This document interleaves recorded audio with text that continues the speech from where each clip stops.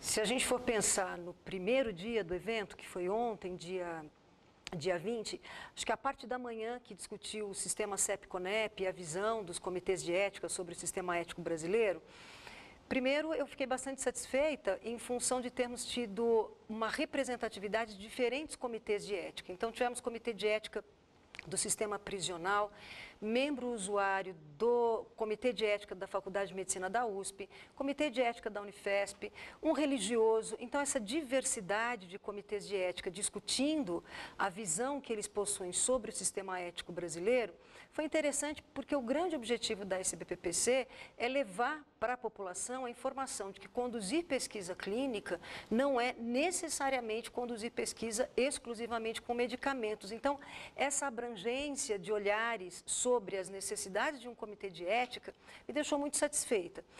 Por outro lado, mais uma vez, o que a gente pôde concluir é que depois de 19 anos, o sistema CEP-CONEP ainda deixa muito a desejar, porque em função de um arcabouço regulatório com um conjunto de regras, o que a gente percebe é que faltam ainda uma série de ajustes para a manutenção dos comitês de ética, para a capacitação dos relatores, para a infraestrutura dos comitês de ética. Ainda há um desconhecimento dentro das próprias instituições sobre o que seria o comitê de ética, razão pela qual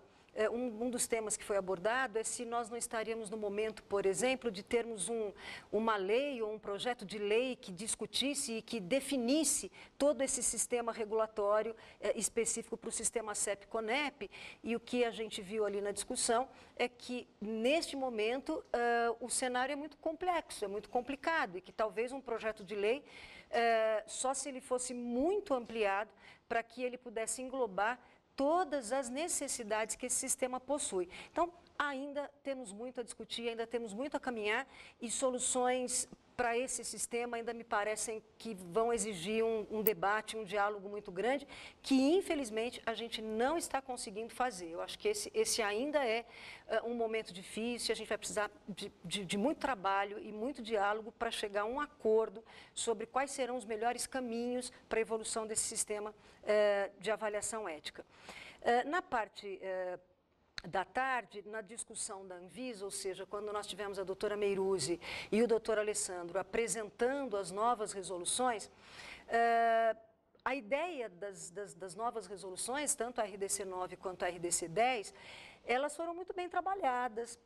elas foram muito bem articuladas, ficaram em consulta pública por um período razoável, as pessoas puderam contribuir, a Anvisa abriu espaço para discutir com várias associações. Então, me pareceu, e isso me foi bastante positivo, que a Anvisa está muito disposta a passar por um período fazendo reuniões, explicando para as pessoas, quer seja indústria ou pesquisador, exatamente como devem ser os dossiês de desenvolvimento dos medicamentos ou os dossiês para as investigações com dispositivos médicos. Com relação a medicamentos, me parece que as pessoas estão mais inteiradas. Fica uma preocupação no que se refere à condução dos ensaios clínicos com dispositivos médicos. Eu acredito que as indústrias que produzem hoje dispositivos médicos vão ter que estudar um pouquinho, fazer um pouco mais de lição de casa, porque a gente vai ter um desafio aí pela frente. No segundo dia, na parte da manhã, a abertura feita pelo Dr. Gonçalo, uma pessoa muito brilhante, ele conseguiu fazer um overview desse cenário todo, incluindo, evidentemente, a situação política, financeira que o país vem atravessando. E depois da fala dele, a fala da doutora Cláudia Cunha, mostrando o cenário da EBSER, também me preocupou um pouco. E me preocupou por quê? Porque, mais uma vez, eu pude confirmar, a falta de conhecimento por parte dos pesquisadores sobre o que seria a EBSER,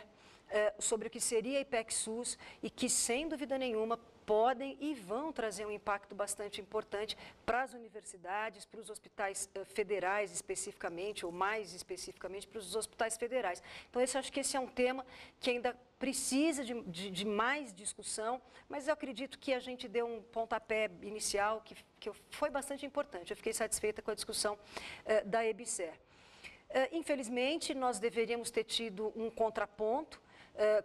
ouvindo o Conselho Nacional de Saúde, fazia parte da programação, ouvir o pessoal da EBSER e ouvir o Conselho Nacional de Saúde, mas nós tivemos um representante do CNS que nos declarou que ele veio representando o CNS, mas que não tinha sido devidamente orientado se ele viria como participante ou se ele viria para fazer um debate. E aí, é claro que a gente não quis colocá-lo numa situação desagradável, então ele ficou apenas participando, mas a gente não pôde ter esse contraponto. Então, aqui ficou faltando um contraponto de uma visão do Conselho Nacional de Saúde sobre a EBSER.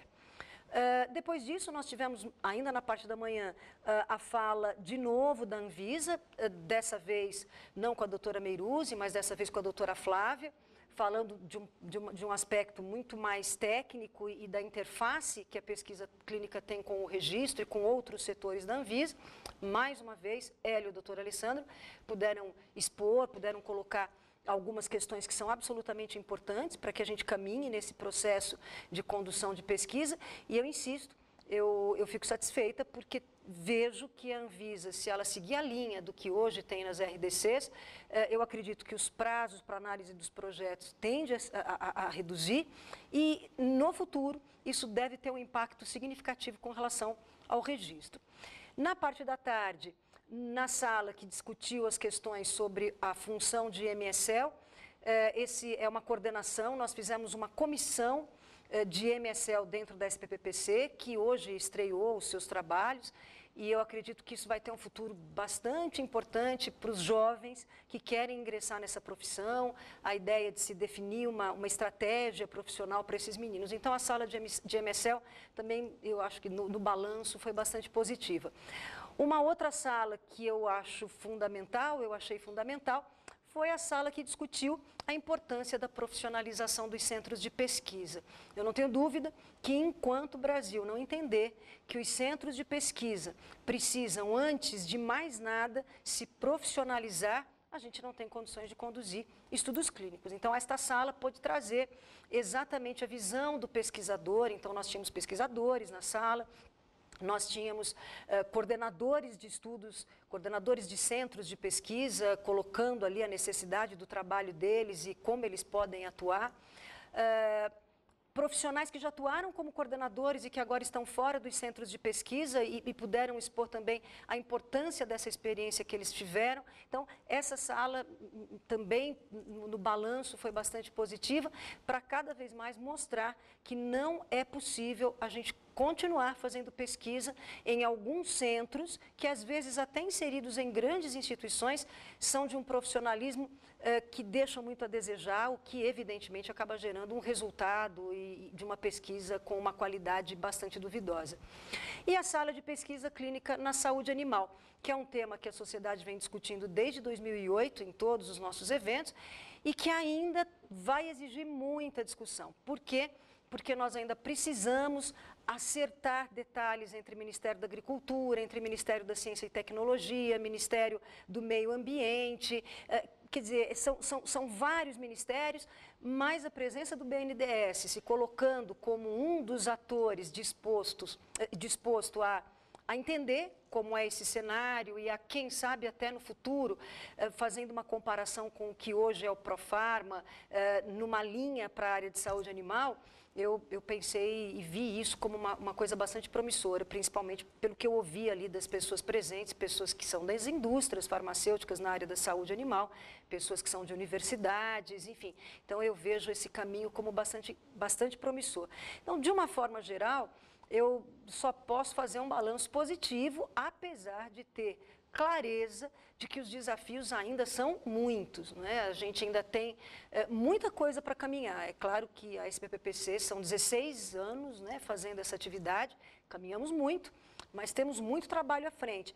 principalmente se a gente for pensar no cenário atual, ou seja, temos que admitir que vivemos uma crise importante, resultado de um conjunto de situações ou de erros ou de equívocos que cometemos, mas isso não quer dizer que a gente não vai atrás de soluções, que a gente não vai atrás de continuar conversando com os gestores, de manter diálogo com esses gestores e com as populações de diversas patologias. Então, eu saio daqui hoje bastante otimista, porque eu acredito que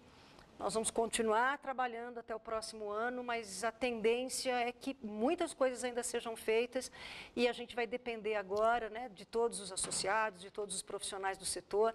da iniciativa pública, da iniciativa privada, porque eu acredito que o único caminho que a gente pode continuar traçando agora é o de trabalhar muito, porque é o que se faz, principalmente em momentos de dificuldades.